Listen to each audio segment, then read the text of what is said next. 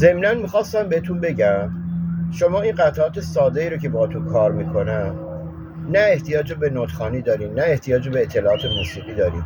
شما به راحتی میتونید روی هر دستگاهی، ملودیکا، ارگ، حتی این اپلیکیشن هایی که روی موبایل و تبلت و کامپیوتر نصب میشه تمرین کنید.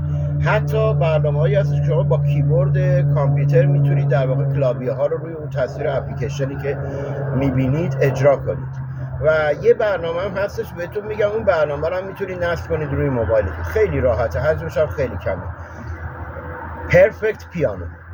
شما برنامه پرفکت پیانو رو روی موبایلتون نصب کنید و به راحتی دست راستش و گاهن دست چپش رو هم همراه میتونید این قطعات خیلی ساده که باتون کار میکنم رو یاد بگیرید و اینها رو بعدن که خوب یاد گرفتین ضبط کنید، ببینید چقدر آرام بخش خواهد بود براتون موقع خواب یا استراحت.